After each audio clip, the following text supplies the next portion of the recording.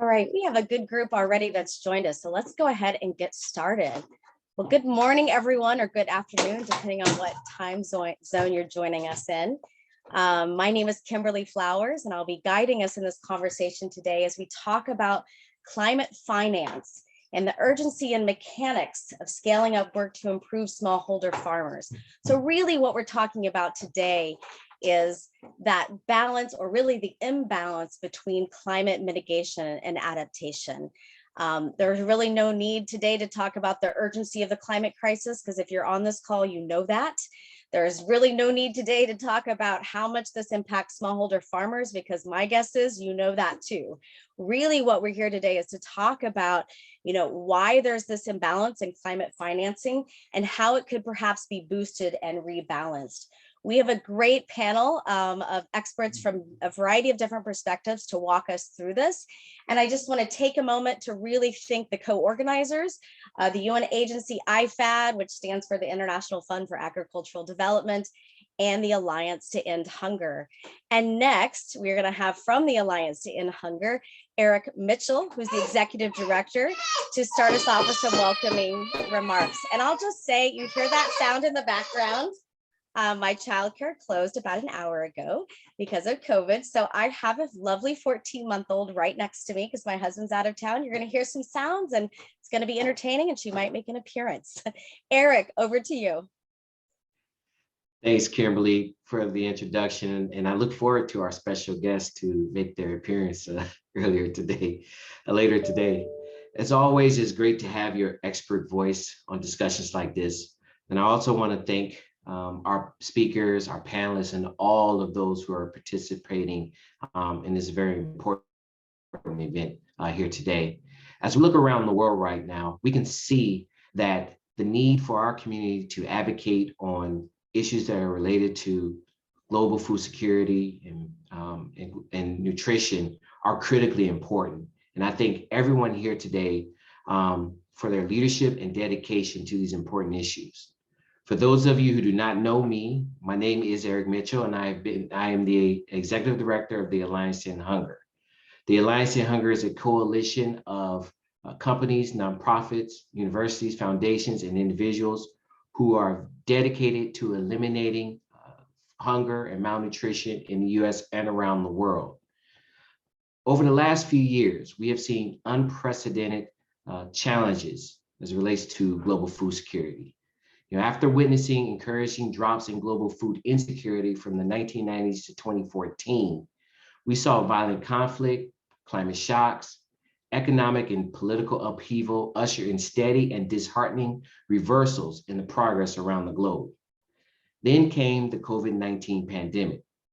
The world witnessed not only a health and economic catastrophe, but we also saw the disproportionate impact felt by the most vulnerable populations around the globe. Now we are facing the largest war in Europe since World War II. In addition to the humanitarian crisis, we are also incredibly concerned by the looming impacts that this war will have on global food security. Things such as food availability, rising prices in food, as well as its impact on agriculture inputs such as fertilizer, or all the things that need to come to light as we start to look at what the impact of this war will have.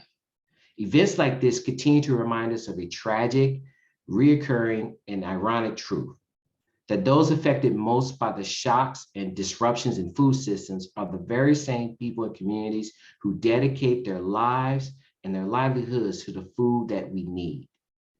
This is why it's absolutely imperative that we dedicate time and resources to ensuring that smallholder farmers around the world are able to meet the global challenges presented to them. And there's no greater existential threat to smallholders and food production as a whole than climate change. Now, I would not spend time talking about the disproportionate allocation of resources dedicated to climate mitigation versus adaptation. I'm not going to spend the time because there are going to be plenty of experts here today who are going to make that clear for you. But what I will do is emphasize that there has never been more important to ensure that smallholder farmers around the world are given the support that they need to insulate themselves, their families, and their communities as much as possible from shocks that they have no control over. This is also why it's so important to have conversations like this to encourage the crucial role advocacy plays in centering smallholder farmers in global food security policy and practices. Ifad has played an incredible and important role in this issue. And I thank them for their leadership and their partnership with us. Thank you once again. And now I will turn things back over to Kimberly. Thanks, Eric. I see why you're in that role. I can hear your passion. And I look forward to meeting you someday when I come back to Washington, D.C. Same So here. let's talk about our panelists. Who do we have with us today? You probably saw in the invite, and hopefully that's what drew you to join us this morning for this conversation. But let's go through them and introduce them. First, from Rome, we have joining us from Ifad, Joe Puri. Hi, Joe. Joe is the Associate Vice President. She works in the Strategy and Knowledge Department at Ifad. We also have with us today Christina Chan. Hi, Christina. Christina is the Senior Adaptation Advisor for the Special Presidential Envoy for Climate Change, John Kerry. So she's joining us from the State Department, and she has a long career working in climate change. So I'm very interested to hear what Christina has to say.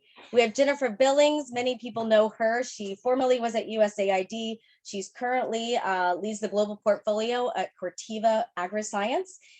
So she's representing the private sector today, which certainly has a major role to play. We also have Patrick Smith. Hi, Patrick. Patrick is from USAID. One second. Hi, we have lost all the pacifiers, of course. There we go. Patrick is a foreign service officer with USAID, and he is the agriculture officer and climate lead for the Center for Agriculture-Led Growth in the Bureau for Resilience and Food Security. So Patrick, very glad to see USAID on here. Sandy Roberts. Hi, Sandy. Sandy is joining us. Are you in Zimbabwe right now? I think, is that right? Yes, you're in Zimbabwe. She's an agricultural specialist who has worked in this field for over 25 years. She's currently a senior advisor with the Ag Finance team at Opportunity International, a great partner that does a lot of work on the ground. So let's get started. We're going to start with you, Joe. Thanks for joining us in Rome. First, talk to us. You know, I just want to say last week I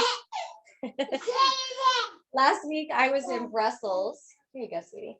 Last week I was in Brussels and I was moderating a panel for the first ever European Humanitarian Forum. And it was, well, one, fascinating to be traveling again internationally, but also quite sobering, sort of like Eric's remarks, you know, of this is a real moment. And it's a time where obviously humanitarian assistance is an imperative. It's important.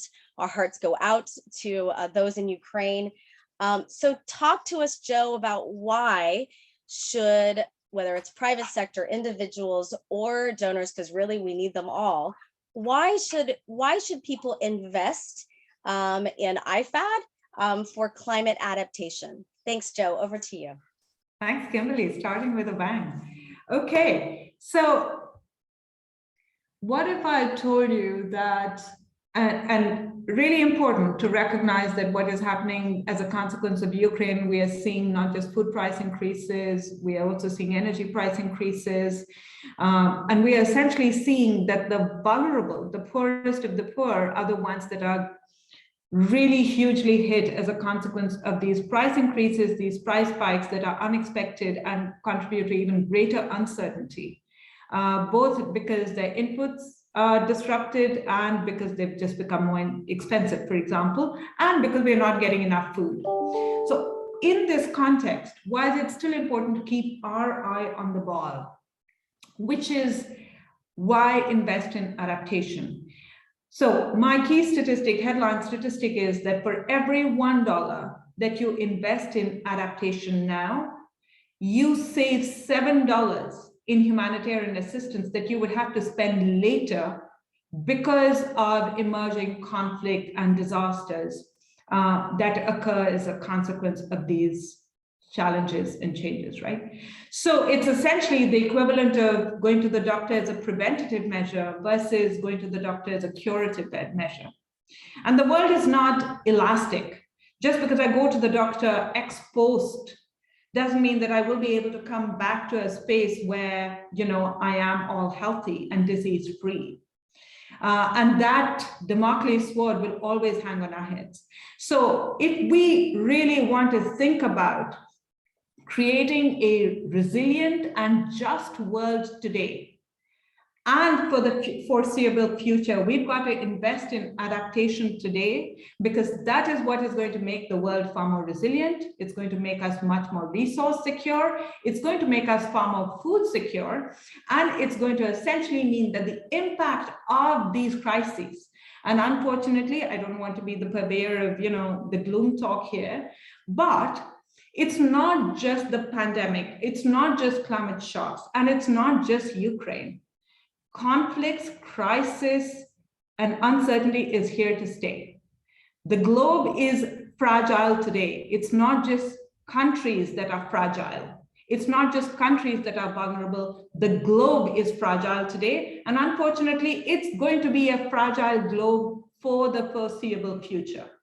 So any institution, any action, any work that we do today as an international community or as a bilateral community, I think has to really position us in a way so that we are getting the world to a far more secure place for the foreseeable future and not just now.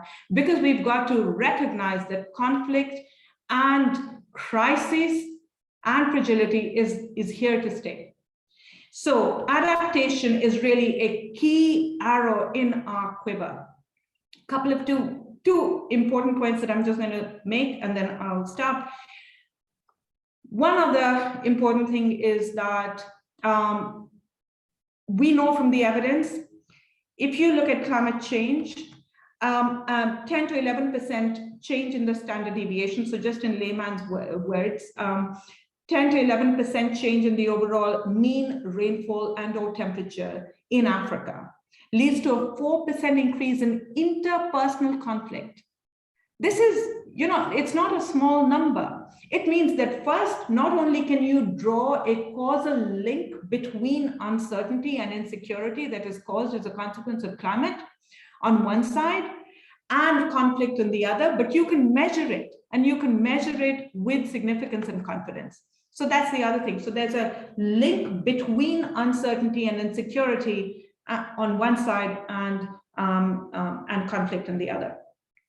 And the third point that I want to put out there is that in this context, it is really important that we start to think about how to pivot adaptation funding or climate funding as well, right? So yes, Kimberly, you mentioned that there is a big skew between adaptation and mitigation. And I don't even want to go into, this big division, but I think the key thing is recognizing that markets work.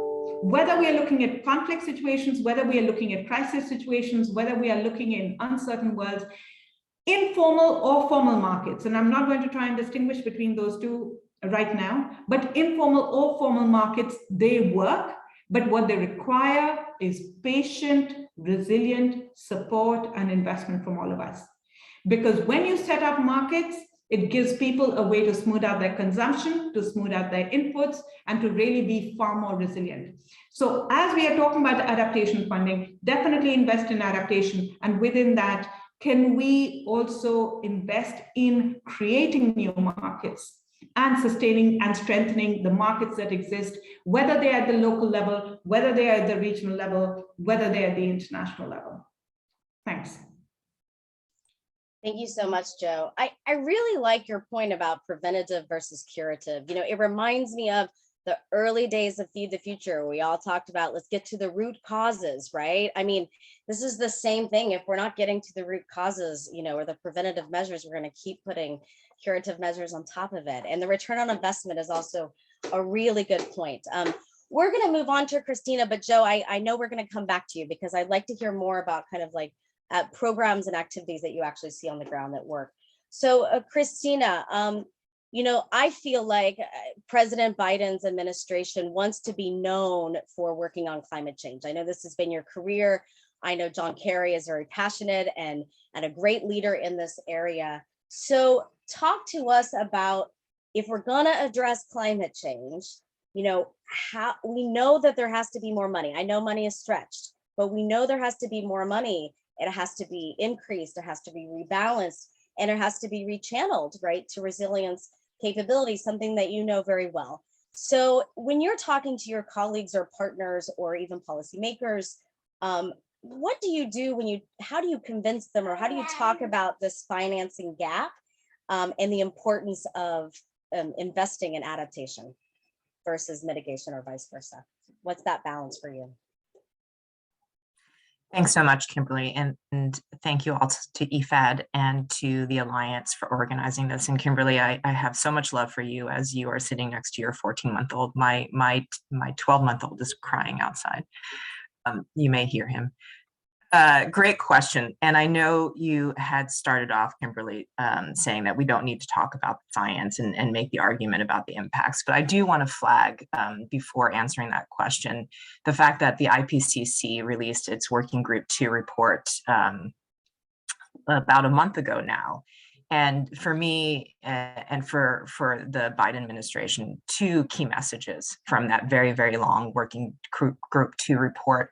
And that is the impacts of climate change are already being felt. Communities around the world are facing unavoidable impacts and will face unavoidable impacts over the next 2 decades, even if we limit global warming to 1.5 degrees. And therefore, there are 2 things we need to do. One is we need to do everything we can to keep global temperature increase to 1.5 degrees. So the importance of mitigation is absolute. But we also need to accelerate with great urgency adaptation action to minimize the impacts already set in motion by past emissions. That report also made pretty clear that progress on adaptation to date is uneven, it's fragmented, and it's too small in scale.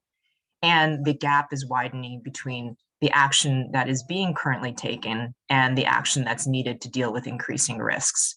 All of this is to say, I absolutely agree with you in the question you posed for this panel, which is that we need to increase climate finance for adaptation. We also need to improve the quality and effectiveness of our adaptation action and support. It can't continue to be small in scale, fragmented, and incremental in nature.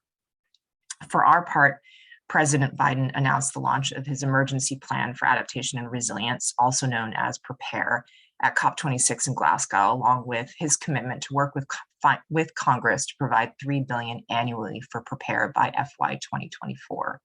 He named it an emergency plan because we indeed face a global adaptation and resilience emergency. PREPARE is a whole of government effort. It's co-led by the Department of State and USAID, and it seeks to help more than 500 million people in developing countries adapt to and manage the impacts of climate change by 2030. This plan is the single largest investment in the United States has made in international adaptation. It's a proposed 6-fold increase from the highest funding levels.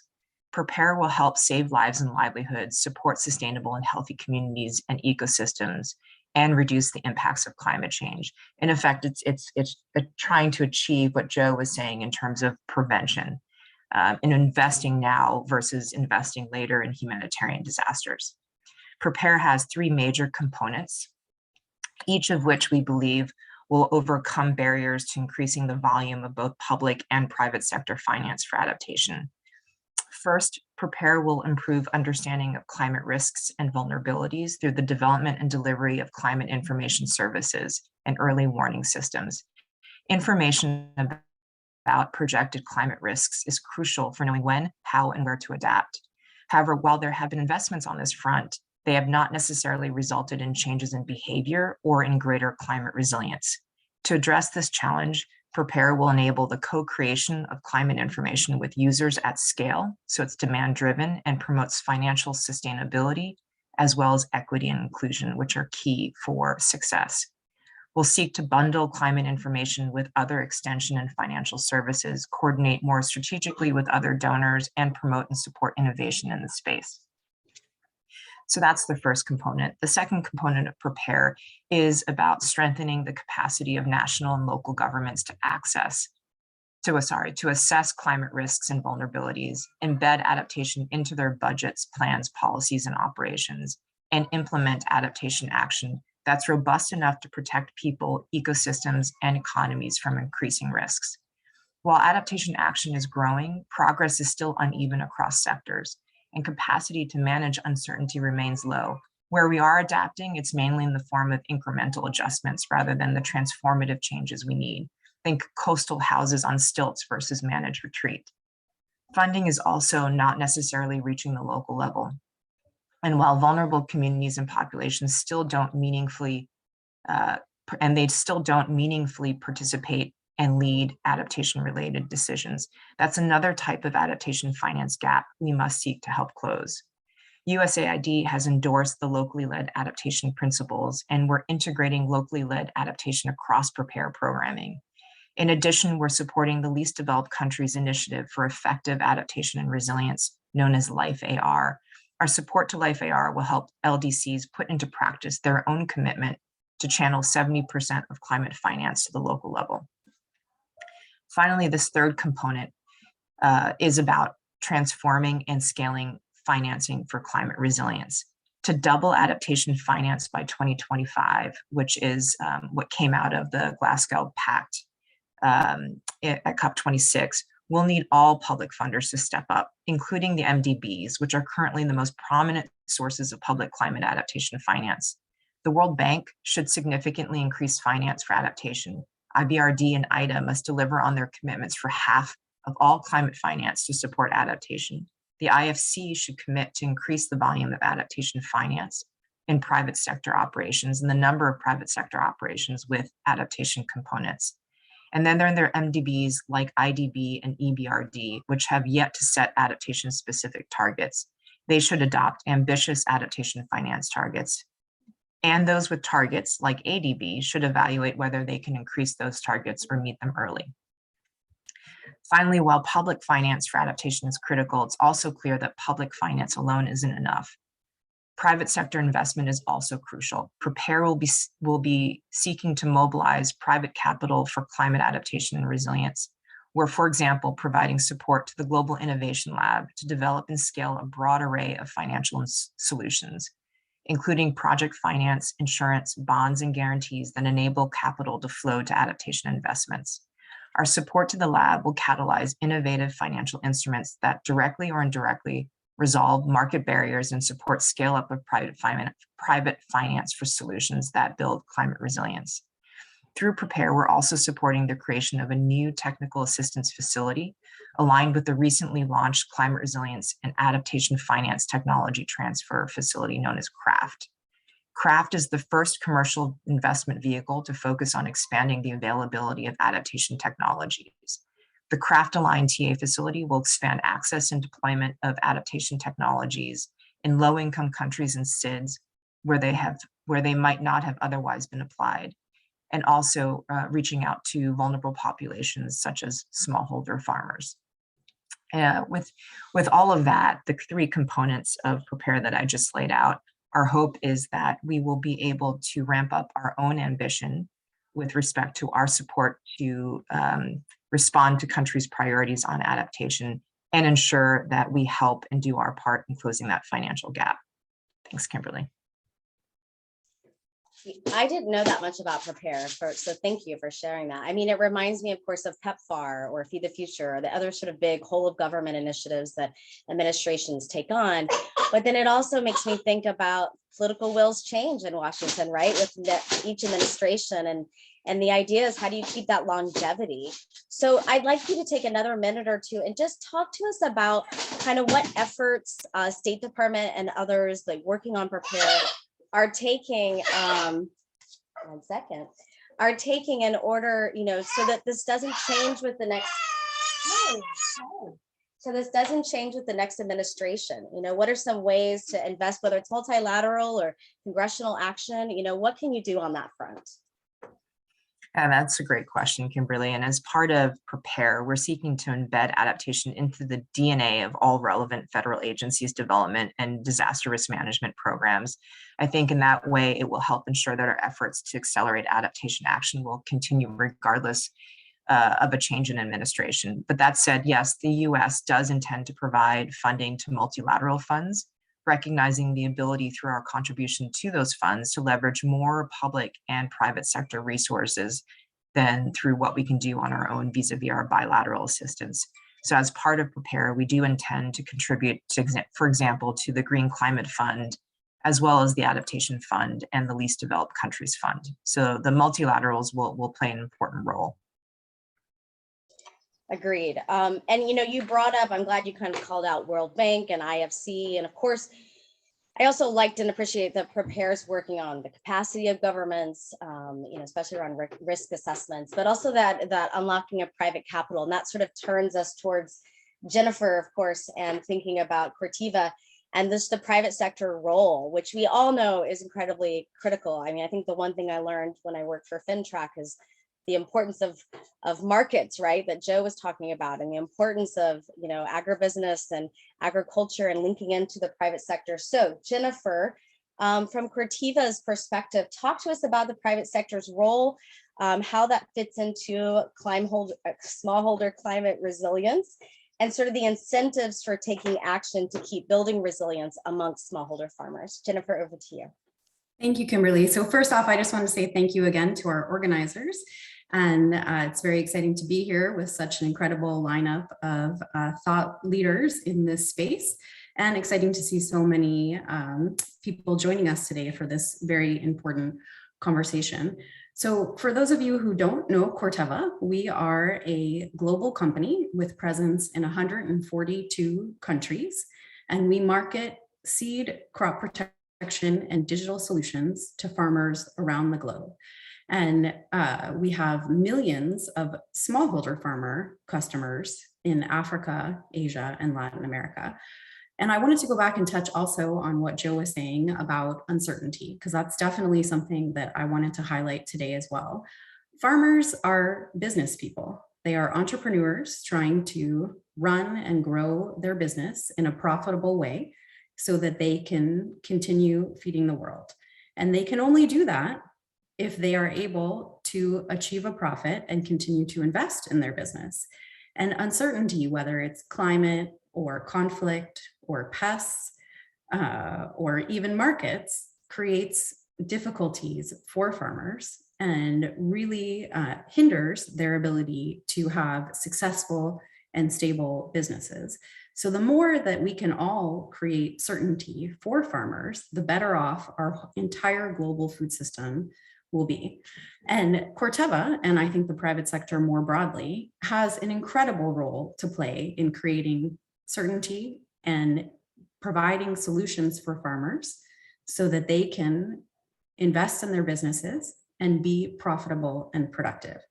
I think of some of our most incredible technologies that really just bring joy to my heart when I think about the impact that they're having around the world in smallholder farmer communities. I think of rice farmers in rural India going to purchase our hybrid rice varieties that allow them to plant direct seeded rice, and our agronomists who are advising farmers in India on how to do direct seeded rice that's drastically reducing the need for water inputs and also reducing GHG emissions. I think of smallholder dairy farmers in rural Kenya and the Nourishing Prosperity Alliance that we have together with Land O'Lakes and ILRI that is helping and empowering those women smallholder farmers to produce more milk and higher quality milk to meet the nutrition needs of local food systems, while also the components of that program that are focused on improved forage are allowing smallholder farmers to reduce GHG emissions and again, improve that quantity and quality. I think of Ethiopia that's faced one of the greatest droughts in a very long time, or is facing one of the greatest droughts in a very long time. And the drought tolerant hybrid corn seeds that we are marketing to smallholder farmers in that country that are helping them to withstand the drought. And one last example, I think of Ghana, where we're partnering with USAID, again, to market drought tolerant hybrid corn varieties, and where we're actually looking for a finance partner to help provide more access to credit to SMEs and more access to credit for the farmers themselves. So if anyone on the line here today is interested and available, please definitely reach out to me afterward to discuss further. And I wanted to just say that, you know, for the private sector, there's a lot of incentives here, a lot of incentives to provide resilience, to provide technologies that enable farmers to be more resilient. And starting with at Corteva and many other companies around the world, we are a purpose-driven organization. And our purpose is to enrich the lives of those who produce and those who consume for generations to come. And we are 22,000 strong around the globe, fully committed to that purpose day in and day out, everything from our researchers to our marketing teams, et cetera. And it really does take a village. You can imagine the scale for a company like Corteva to develop technologies and actually get them into the hands of farmers, all of the challenges and opportunities along the way, from, again, research to regulatory approval to getting them into the market. So again, that farmer in India or Ghana or Kenya can walk into that rural agri-dealer shop and have a selection and a variety of tools and technologies available to them so that they can adapt, whether it's to markets or climate, et cetera, and so that they can, again, be profitable and continue to feed the world. And then, of course, we all have the incentive for more stability. More global stability is what everyone here today is interested in. It is how we will achieve global food security. It is how we will achieve business growth, and how we will achieve the development objectives that all of us care so much about. And I don't even have to say it because it's been said so many times, but now more than ever, really, it's time. Yeah, right, exactly. Now more than ever. And thanks for all those country level examples. I think that's important for us to remember where we're working, why we're doing this work. That's really helpful, I think, in the imaging. I also want to mention, I should have said this before, but for our participants and audience members, hey, don't forget, Addison has a few questions. My daughter does, but if anyone else has questions, in the Q&A box, feel free to put questions anytime. It can be directed to the whole panelists. It can be comments. It can be thoughts. It can be questions for a specific person. We hope to allocate about 20 minutes at the end. So please go ahead and put that in there. And thanks for those that have been using the chat box to share resources as well. We're going to turn to Patrick Smith now from USAID. And Patrick, we've already heard the statistics about how little has been invested in terms of climate finance overall, or in terms of adaptation.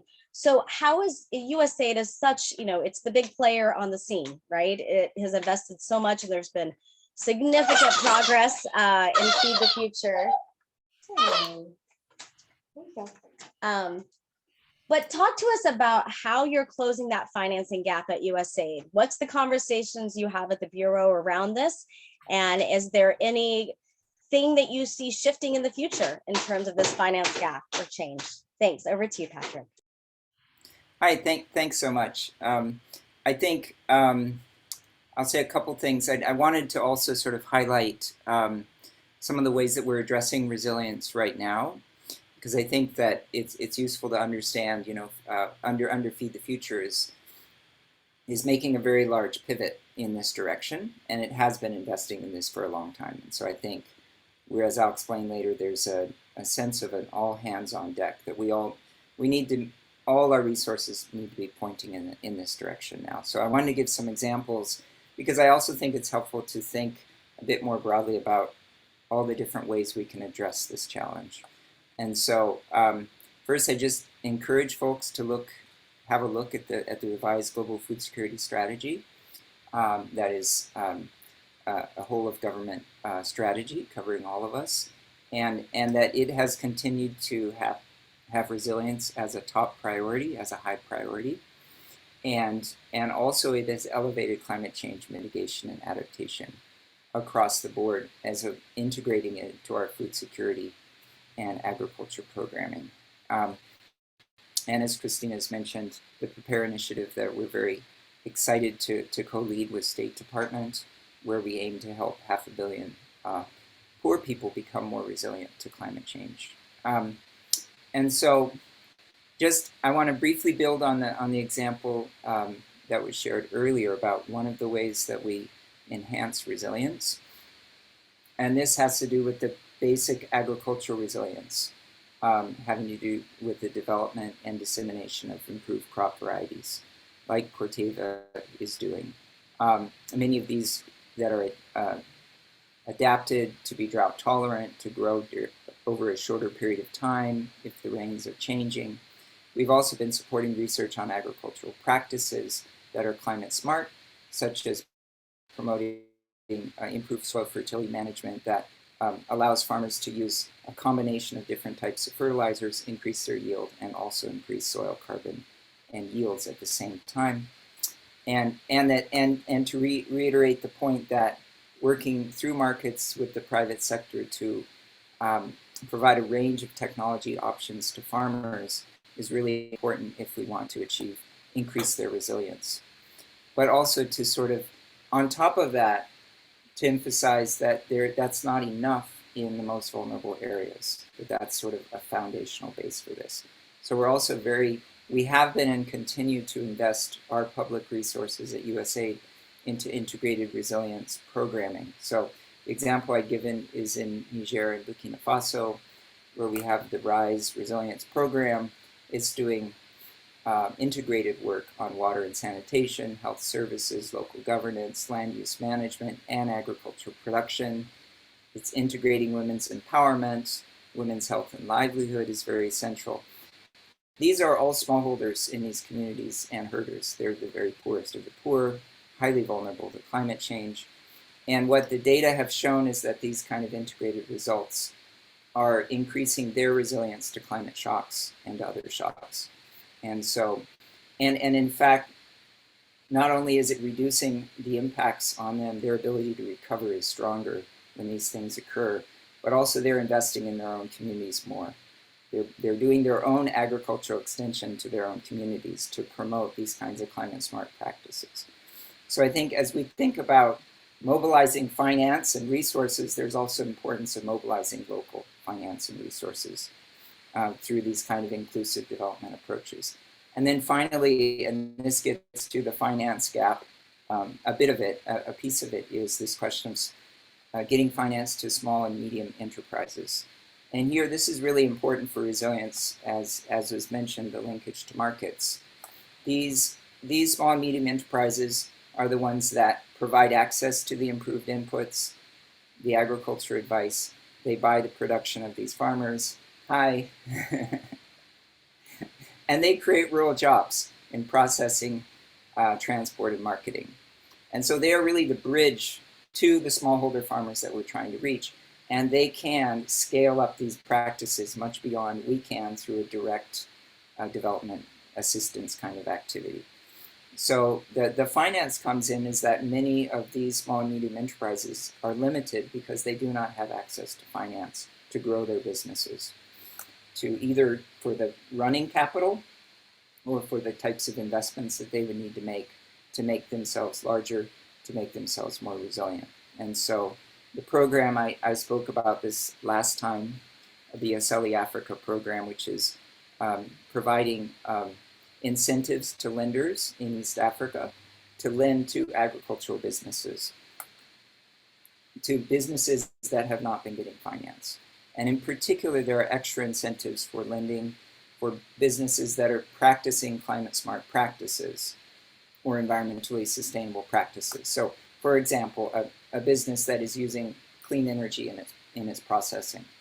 Or they could be working with their suppliers, with the farmers who they buy from, helping those farmers have access to improved seeds, drought-tolerant seeds, helping them to have access to seedlings so they can grow trees. So all of these kinds of climate smart practices being diffused through these small businesses to all those farmers. And so I think these are a number of the ways that we address resilience and try to get the biggest bang for our buck from the limited funds we have. But yeah, I don't know if you'd like more more details on any of that. Yeah, I'd like to hear just a little bit, if you want to say more about the ambitious target, about the 150 billion that USA plans to invest by 2030 in public and private climate finance.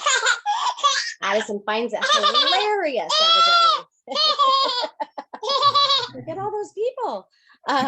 So is there anything more, Patrick, that you want to say about that ambitious target? I'm glad you brought up the strategy as well. That's important for us to think about right now. Sorry, go ahead. Yeah, thanks very much. Yeah, so as folks may or may not be aware, at COP26, we launched the USAID's the draft of USAID's new climate change strategy, which will be released shortly in its final version, and we set a target for 150 billion in finance mobilized over the life of that strategy. And that really is, a combination of public and private, and it's really about mobilizing a much bigger effort. And so Prepare is one piece of that. And so Prepare, for example, includes support for research on climate smart agriculture. It includes, and it includes a big component on mobilizing finance for adaptation. And so I do want to, acknowledge that a good chunk of that 150 billion is the mitigation piece, particularly in clean energy. And we'll talk a little bit more about why that is. But we're also dedicated to dramatically scaling up adaptation finance, and we really welcome partnerships in this effort. I think it's useful when we think about how do we get to that 150 billion, what are the strategies and the components for getting there. I want to start by reminding us a little bit about mitigation and how mitigation got to that point. And so one of the things that I think is really useful to remember is that all of the increasingly large financial flows that are going into emissions reductions, particularly from the private sector, did not just happen by accident or on their own.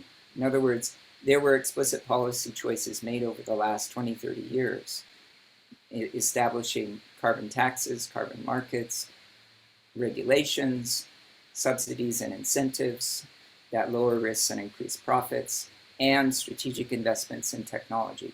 All of those together, plus consumer demand, shareholder activism, has led us to the point where we are now seeing quite substantial private flows into clean energy, for example. And so by comparison, unfortunately, adaptation is, I think, at a different point on that curve. So adaptation is very much smaller levels of investment because we haven't collectively put in place the incentives, the policy incentives to make it happen. But what's really exciting right now is that we're seeing a pivot in our thinking and our discussions. So there are now more policies, more regulations, more incentives to promote adaptation investment. And I think consumers, shareholders are starting to say, we want to see this in your business plan. We want to hear what you're doing about climate adaptation. And so now you're seeing requirements emerging, political support for requirements that publicly held companies must list climate risks in their annual business reports, for example, which then forces some accountability. And so I think it's really important that all of us engage on these questions of the framing policies and environment, particularly in developing countries, where I think there probably are some really innovative policies we could put in place that would help move the needle in the long term. In the shorter term and in the immediate term, I think it's particularly for agricultural SMEs and farmers, it's really important to recognize that adaptation actions need to be profitable. Like there has to be an economic benefit for the farmer to take them on. And so as we think about how do we, again, get these investments, including local investments, we have to think about what are the livelihoods and well-being co-benefits that come along with adaptation investments. And so you can think about investing in clean drinking water systems. You can build resilience into that investment. You can, agricultural investments need to enhance both productivity, profitability, and resilience at the same time. Otherwise, they simply won't be adopted. And they won't be economically viable for people to provide those things either. And so what's really exciting about USAID's new climate change strategy is that it really is a whole of agency integrative approach. So you may have heard our administrator call USAID a climate agency, which has we've never been given that title before. What does it mean? It means that we are seriously integrating climate change into every sector, and that will allow us to achieve a greater impact by leveraging all of our resources, not just a small subset of it. And so it makes adaptation a part of doing development. Yeah. So I think we are committed to increasing direct adaptation funding as well, working with Congress, and we're particularly looking at ways we can use that direct adaptation funding catalytically to get, like in the Aceli example, a 10-to-1 return on our investment, because then we have limited funds. And then finally, just a plug for the Agriculture Innovation Mission for Climate, AIM4C, which is doing innovation sprints for smallholder farmers, trying to get, again, the private sector involved in technology development and adoption for agricultural resilience. So I'll stop there. I know I took a fair amount of time, but hopefully it was interesting to folks. That's okay, Patrick. It's nice to hear that there is, perhaps a shift in the strategy and shift and change, and fantastic to see this administration and this administrator focused on climate, right? Now we're going to turn to Sandy Roberts with Opportunity International. Love to hear how civil society and financial organizations like yours are working on the ground. How are you working to increase attention to financing for adaptation, Sandy? Thanks, Kimberly, and hi everyone, greeting from Harare, Zimbabwe. I just want to recap quickly on the mitigation and adaptation. I know that everyone knows about this, but mitigation is about avoiding and reducing emissions of greenhouse gases that is emitted into the atmosphere, and cutting back mainly fossil fuels and changing to using green renewable energy. It's really in this, we are assuming, and everyone that hasn't spoken about it, but there's numbers that I'm hearing of $18 to $1 for mitigation versus adaptation that is being used. And quite frankly, the reason why there has been so much money that has been invested in mitigation is that it's easy to work around private markets and organize around those markets. Whereas adaptation, and a few people have alluded to it today, it means about changing behavior. It's not as easy. Systems, and in some cases, ways of how we've been doing life in order to protect our families and our economies and the environment and the farming communities. So these adaptation solutions will vary. There's no simple cut and paste system that's going to work for someone in West Africa, a cocoa farmer in West Africa, versus what we have here in Southern Africa, the unimodal rainy season, et cetera, et cetera. So just to go to Kimberly's question about, how are we closing the gap, particularly in Opportunity International, is that, we are uniquely placed, and our main mandate is working with the poorest of the poor, and those are often in the agricultural rural communities. Our vision is a world in which all people have the opportunity to achieve a life free from poverty with dignity and purpose. And those are the people that are often suffering as a result of the climate change. How do we work this? In Opportunity, it starts with us. And so what we are currently looking at, and we're being very intentional about having a global strategy document that addresses climate change. How do we incorporate it into our everyday lives? And so we're having a climate convening session for our global heads of departments in May this year in the UK. We want to get it across the board in all of our activities, similar to youth, similar to gender. It's now also climate change. And then obviously, we are also working at the grassroots level. We have an army of people through our farm service support agents, the FSAs, we call them, and our loan officers. So we are right there at the household level and able to initiate change. Yes, we are doing good agricultural practices, climate smart practices that have just been alluded to. And so we're doing all of that, but how do we, as the finance organization, working with microfinance institutes, really look at how do we incentivize behavior change? How do we help the smallholder farmers adapt to those climate change, those good agricultural practices that we've been talking about? And often it's a bit of a carrot. And so we have been looking at how do we use money to change that behavior. And of course, as has been said before, if it doesn't make sense to their pocket, they're not going to change. It's got to be making economic sense at the smallholder level. And of course, those are the people that suffer the most. And so we're looking at behavior change. And so the grassroots level, we can interact at that level in the communities. And it's often community-led solutions. What are we looking at? And just to name a couple of things that we are starting to investigate, we're trying to pilot, seeing how we can scale. It's about training within the financial institutions at the grassroots levels in the field, as well as the smallholder farmers as well. And so it could be something like getting the farmers not only to sign a loan agreement, but a land restoration agreement. This could be something as simple as having grass strips, contour strips to prevent erosion. It could be something like, agroforestry, start planting some trees and between their fields, or as hedgerows, areas like that. So that's an area that we've been looking at. And as has been said before, I think it was Christine who said it, there's a limited amount of funds that public money can provide. A lot more money is, within the private sector investment, the banking sector, foundations, and things like that. So there are ways that we can look at closing that gap and looking at scaling it from a community level up to a national level. And certainly it's an exciting proposition. It's a challenging one, but it's something that we are certainly taking on board as opportunity. Fantastic. Thank you, Sandy. I wish we had more time to talk to you. This is the challenge with these events, because it's like just when it gets good is when we have to sort of start to head towards a different phase of the conversation. I would love to ask you all several more questions, but there's some great questions that you guys have asked. So let's go there. Jennifer, can you see the question that was asked around seeds in Ukraine? Yes. Go ahead.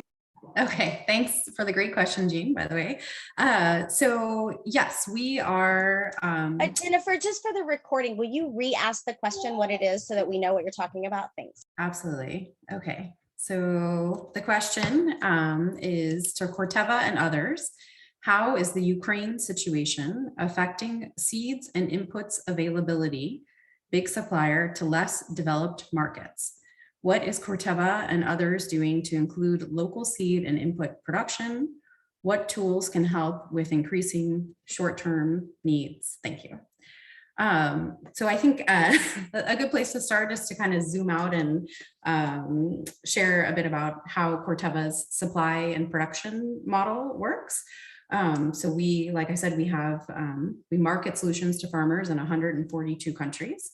We do not do local seed production in all of those countries or local production of crop protection products, because we look for economies of scale and we look for, more stable markets where we can invest, because seed production requires facilities and working with the government and trade policies in place that enable us to be able to operate fully. So if you take AME, for example, or Africa, for example, we have local seed production in Ethiopia, Kenya, Zambia, South Africa, and maybe one more country. And then we ship seeds to other countries within that region. Crop protection gets a little bit more complicated because of all of the regulations and technologies needed to be able to safely produce those products. So those are often done at hubs throughout the globe. For example, in Africa, I think most of our products are shipped in from Europe to Africa. So it depends on what inputs you're talking about. For Ukraine specifically, we have a lot of investments in that country, actually. As you all know, it's one of the bread baskets of the world. And we have, lots of investments in seed production, in we have lots of customers there that we work closely with for producing wheat and sunflower. So it's really a very challenging situation within the country, absolutely, and within the region, within Russia as well, where we also have had operations. And so I think when I think about Ukraine, I'm most concerned about our operations, are being able to still provide our technologies to farmers within that region, within the country and within the region. And then also obviously the limitations that our farmer customers will have in terms of production and being able to ship out what they harvest as well. So the longer term food security or medium-term food security implications and what it's done to markets, which is obviously impacting food security. So I'm not so concerned on the supply side when it comes to the Ukraine situation for globally, but definitely regionally. And we are every day looking at how we can expand our capabilities around local seed production. It's definitely a priority for our company and a priority in many, many countries where we operate around the world. It's not something that happens overnight, but something that we've been working on and investing in. And sorry, Kimberly, I just want to answer one more thing too. I saw Brian from ACDA VOCA asked a question about what companies, what are the sort of incentives for companies to invest in adaptation. And I just wanted to say that adaptation is core to Corteva. It's really our business model. I mean, what we're doing is producing technologies that help farmers to adapt, as the ones I mentioned before, drought tolerant, heat tolerant, drought resistant, heat tolerant, et cetera, or, green chemistry award-winning crop protection products that help farmers ward off fall armyworm pests. I could go on and on, but I won't. But I think that it's already in our core interest to be part of the adaptation story and to be a key player in enabling farmers to adapt to all of these different uncertainties. And for finance, I think that the most key thing is to have finance available for the markets. So for inputs, for mechanization, for the whole 9 yards. And I know that's kind of a catch-all, and it's not really narrowing it down very much, but I think that really, it's just kind of shocking how difficult it is for a smallholder farmer to access credit, or for an agri-dealer to access credit, or even a distributor to have a large distributor. We're working with USAID, the Kenyan investment mechanism that Palladium is implementing to have improved credit terms for our distributors so that they can then pass along those savings to farmers. So there's just so many components within the market system that the market would work much, much better for everybody if more credit was available for access to these technologies. I remember being in the field, I think it was Bangladesh, I can't remember which country now, when it just hit me like how important agro dealers are, right? And, that the mom and pop shop on the corner makes or breaks, like with their knowledge, their, access that they have, how much that impacts the smallholder farmer, around the way. Let's go now. I want to go back to you, Joe, in Rome with Ifad. I'd love to hear just your reactions to some of the conversations that we've been having and anything, but I'd also love to hear you talk a little bit about the ASAP Plus program that Ifad's been working on to get us some more sort of on the ground context here. Thanks, Joe. Thanks, Emily. Okay, thanks very much. I mean, actually, all of the comments from Christina and Patrick and Jennifer, as well as from Sandy, were fantastic and forced me to also sort of try and see as to what's coming through, right? And also to recognize that Ifad has positioned itself actually for more than 10 years now at a very sweet spot.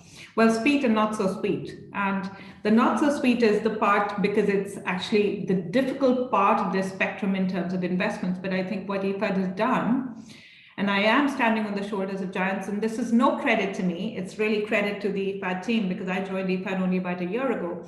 But it's really important to recognize that there is a, in what Jennifer is saying and in what Patrick is saying, there is an important part that gets ignored by the multilateral world overall, which is you've got to come in with the investments that are small, that are directed, that are targeted, so that you can then get the economies of scale by aggregating. But you've got to invest in these what I call the agricultural midstream. So I want to give like 3 messages, if that's okay with you, Kimberly. But first is, really, let's focus on, yes, we want to get economies of scale when we are thinking about adaptation, and that's where we're going to be able to then make adaptation action really large scale, which is where we want to get to, but it's not there, as I think Patrick said as well. It's not there. It's really currently very, very small, right? But if we want to make it big, then you've really got to target yourself at the smaller size investments. And so, for example, Ifad comes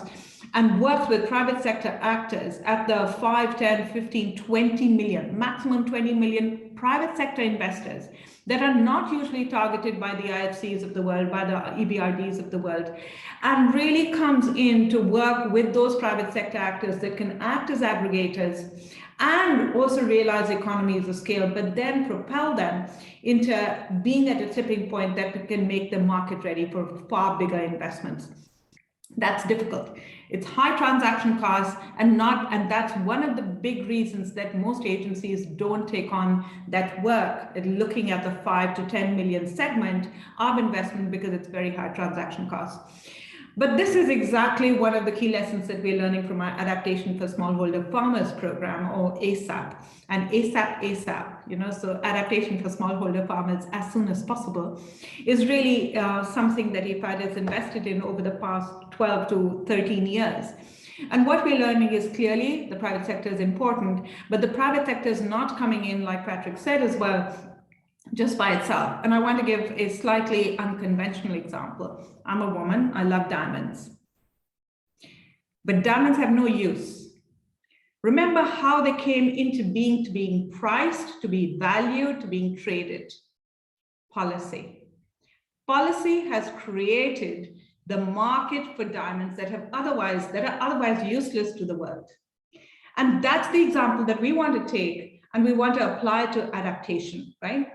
Policy and incentives, and Christina spoke about incentives, but I want to push that envelope a little bit more. It is definitely policy. We do need, I think, the public sector and governments to come in to create the policy environment, but too soon and too quickly, we sort of, think about policy as something that takes place in, around these roundtables that are all gap fests.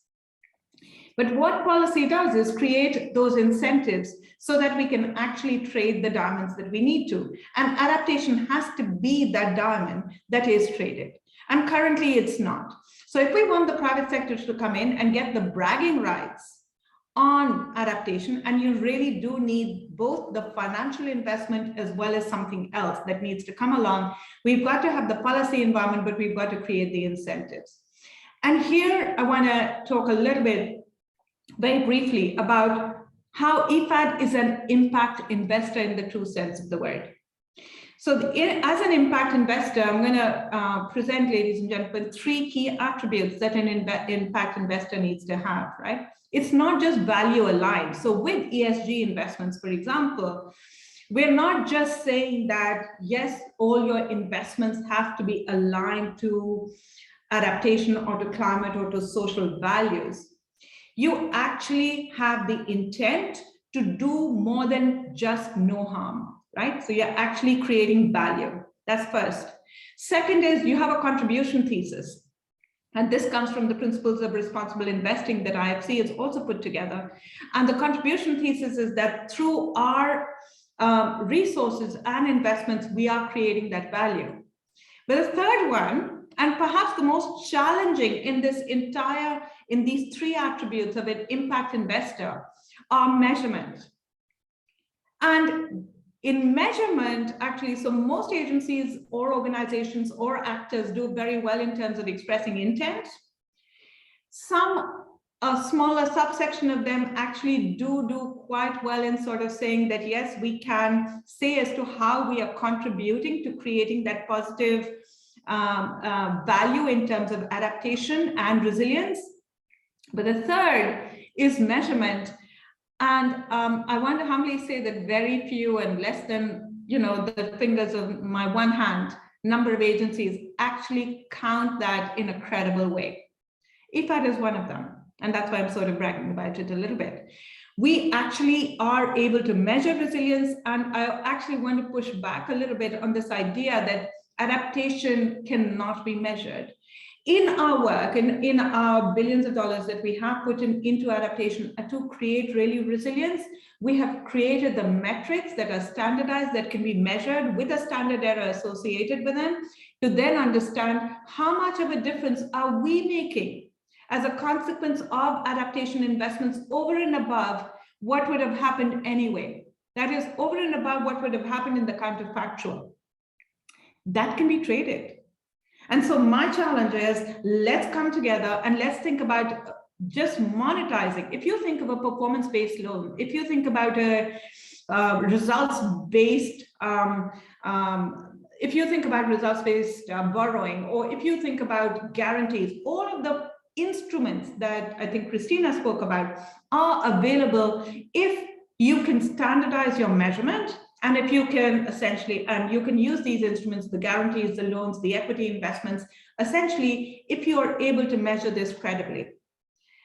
And my humble contribution to this discussion, Kimberly, is that we are there.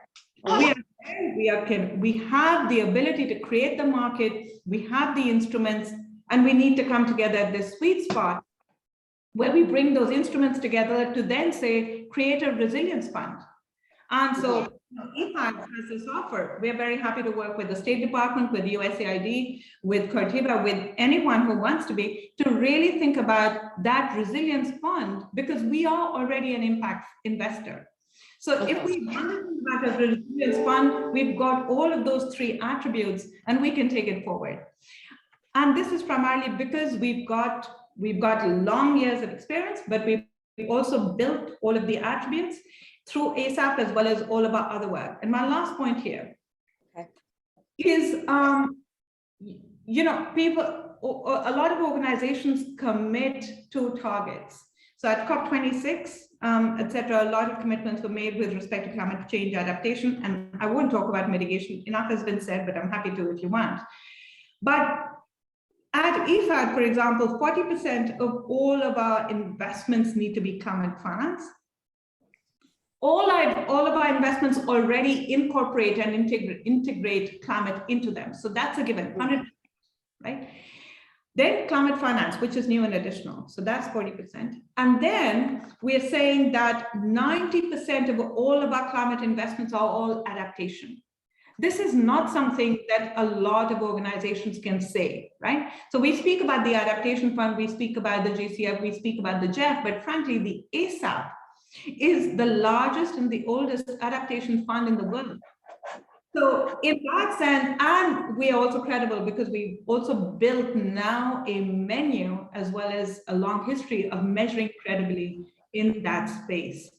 And 90% of it basically is on adaptation and is being invested in a country-driven, country-led way. So all of our strategies at the country level are catering to the NDCs and the NAPs of the countries that we're serving, and we are present in more than 100 countries. Thanks. Thank you, Jo. For our last 20 minutes, we're going to turn back to our panelists, and we're going to start with you, Christina, and then go to Patrick. I'd love to hear, one big takeaway that you got from today. There's another question in the question box you can read if that's for anyone, if that's something you want to answer. But really, this is what I'm going to encourage our panelists. Put your talking points aside a little bit. What did you really like? what's the one thing that you want the people that are online to really take away from today? Or what's the one thing that maybe you took away from this conversation today? Christina, what are your final thoughts? Thanks, Kimberly. One key takeaway that I have from this conversation, it actually reinforces something that I came into this conversation with, and that is in terms of the need to increase climate adaptation finance.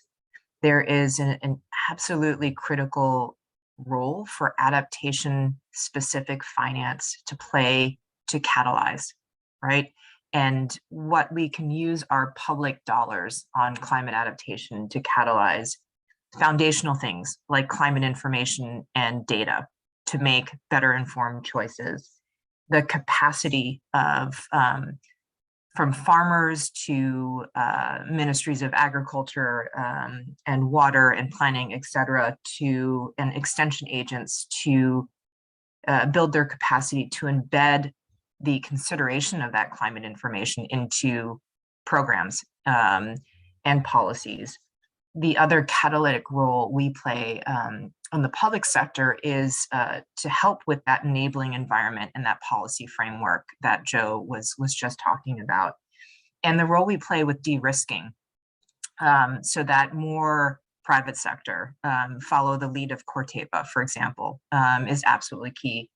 So that said, so there's this really catalytic role that adaptation finance from the public sector, from the US government plays. But then it's that next step, because that catalytic money is not going to be enough, right? And so we need to embed adaptation into the DNA of everything we do. So as Jennifer was saying, for Corteva, adaptation is core business. You know, in 5 years' time, I'd like to hear that from, like, for that to be the mainstream, that all of this catalytic public sector finance is leading to a different world, a better world, where we are taking climate risk considerations as part of what we do as normal business. And that would be my takeaway, Kimberly. Thanks. Really good points. Patrick, do you agree with Christina? And what are your final thoughts? No, not at all. I'm not, just kidding. I will build on that a little bit, I think. It would make it much more fun if you did disagree, but that's okay. Yeah, okay.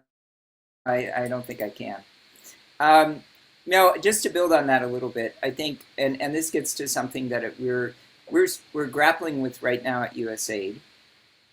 Our new climate change strategy has two pillars, one of which is taking urgent actions, and the other is promoting systemic changes. And so I think what we've been talking about both of those things in this conversation today, and I think that this sort of reinforces that there is these urgent actions that we must take now. And some are using this catalytic capital, for example, approach is very important as an urgent action. Developing technologies that assist farmers and businesses, and yet there's the systematic changes that you know, where everyone sort of integrates these concerns into their ways of working. And so I think I guess I just encourage everyone to think on those two tracks. Hopefully one can lead into the other, you know, in our programs where we're thinking about the long-term systems change that we hope to accomplish down the road. I'll stop there. Thanks. Thanks, Patrick. Sandy, over to you, and then Jennifer and Joe, you can do a lightning conclusion. Sandy, go ahead. Great. Well, you know, living here in Africa, I'm seeing the climate change impact firsthand, where farmers are actually suffering, and it's just the recurrence that we're looking at. I think my takeaway is going to be really in and around the side of things with the intentionality and the holistic approach. It's great to hear what USAID are putting together and putting on the table. We desperately need funding at all levels. So yes, we're talking the big figures of the 15, 20 millions, but at the grassroots levels, we need patient capital, we need blended finance to help to that transition. And Christina, you said it perfectly there about de-risking And it's all about risk and how we manage the risk going forward on the adaptation side. So being intentional and being holistic, it's not just about the public sector, it's the private, it's the donor community, the development community, NGOs, everyone working together just to make it happen. So I think I'll finish there. Thanks, Sandy. It's really nice to have someone in Zimbabwe right now. Give that on the ground perspective. Jennifer, your thoughts? Thank you, Kimberly. So first of all, I couldn't agree with Christina more. Really, I feel like she was just spot on that the public sector has such an incredible role to play in catalyzing solutions. And the solutions are there. They exist already. We have plenty of technologies when it comes to inputs. We have well-developed set of practices for farmers. It's about getting farmers to adopt those practices, getting farmers to adopt those inputs, and ensuring that there's market access and affordability around those inputs. And I always think of the statistic that just floored me when I learned about it. Nigeria, a huge country whose population is about to exceed the population of the US in the coming decades, and who faces a country that faces incredible food security challenges. Only 10% of smallholder farmers, corn farmers in Nigeria, use hybrid maize seeds. The rest, the other 90%, use openly pollinated variety seeds. Hybrid seeds are not even the most cutting edge technology available on the planet, but they are an important technology. And we haven't even graduated that set of farmers to hybrid seeds yet. So I think it's a long road ahead. I think they're now, again, more than ever, we could really, benefit from partnering more together and working and really doing it in the most smart and catalytic way possible. So thank you all. Earlier, I meant to say that you called out for a partner request. It'll be interesting to see if something comes from that. That would be fantastic. That's what these meetings should also be about, right? Yes, and I was literally just drafting an email to Joanna and Gabe about ASAP and Joe about ASAP. So I'll be reaching out about that one too. We'd love to. Wonderful. That's what these should be about, right? Joe, some final thoughts to you, and then we will turn to Joanna. Joe in Rome. Thanks, Kimberly. So mine is just invest in resilience, measure resilience, and let's make a market because we're ready for it. So come and reach out to us. Wonderful. I said brief. You were brief. Good job. It's not always easy to do. Joanna, I know we still have plenty of time, so we might even have time to turn back to Eric. Oh, sorry, that was loud right now. Okay, so let's get distracted for a minute. I can go ahead. Go ahead, Joanna. Okay. Hi, Addison. So listen, I think it's possible we might have time to go into a few questions at the end if we have some space here. But if you'll allow, I'll just take a couple quick minutes to officially close. I want to sincerely thank all of our panelists, Christina Chan, Sandy Roberts, Patrick Smith, Jennifer Billings, and of course our own Joe Puri, for all of your very thought-provoking interventions today. And of course, Eric Mitchell for, who's representing our amazing partners at the Alliance to End Hunger for being such amazing and mission-driven hosts.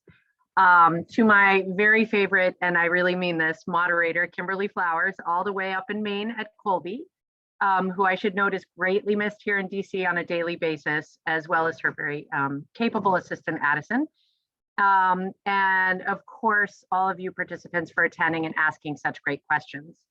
I think there were a number of really key important themes raised today, and Patrick's all hands on deck statement is particularly appropriate. Whether we're talking about Prepare or USAID's climate change strategy or IFAD's ASAP Plus or private sector work like Corteva's drought resistant seeds or Opportunity International's key work with the stakeholders on the ground as well. Clearly, we need to see an increase in funding for adaptation. Clearly, we need to see, more collaboration. And I think, an increase in bilateral and multilateral efforts, increased cooperation and collaboration really is where we can take advantage of our different, for these different stakeholders to have all hands on deck to take advantage of our natural complementarities. In my past life, prior to Ifad at US Treasury's International Affairs, we would often observe that there were politically some things better achieved via bilateral approaches and some things better achieved via multilateral approaches, and some things that definitely needed private sector or CSO partnerships. And I think that's all extremely true here for adaptation to take that leap that we all really need to see for the world, but also especially for the smallholders who, for so many of us, are the target populations that we're addressing in order for them to achieve the level of resilience that they already need, but especially that they're going to need to increase in the future.